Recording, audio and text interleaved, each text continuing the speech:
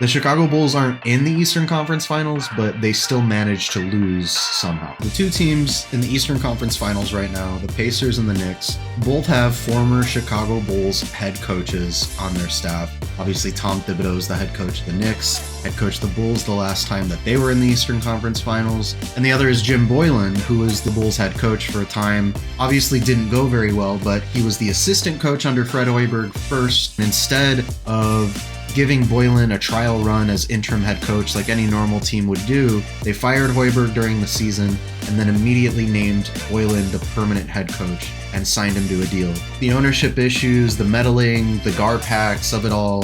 The first straw was pushing out Ron Adams back in the day under Thibs. Then obviously they pushed out Thibs and brought in Hoiberg, and then they pushed out Hoiberg. I look back on that, and it's like you have a guy who definitely has done well in the NBA as an assistant coach. You have a very good head coach in Tom Thibodeau. He might not win the finals this year, of course, but making it a lot closer than the Bulls are.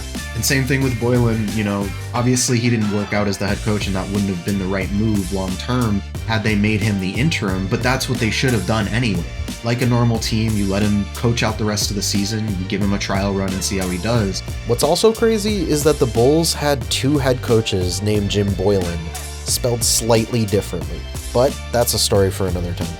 And so that's what you get with the Reinsdorfs, is like time and time again, it feels like things aren't going to change because of the level of involvement that they have. You can change the GM, you can change the vice president of basketball operations, but the president, still Michael Reinsdorf, the owner, still Jerry Reinsdorf. I mean, yeah, they've changed things up a little bit over the years, but have they really?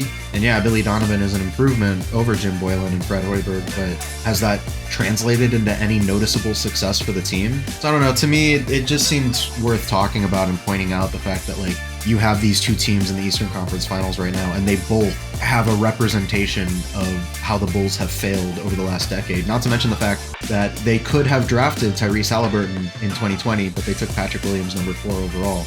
Eastern Conference Finals this year, Bulls couldn't lose because they're not in it, but they still managed to lose somehow.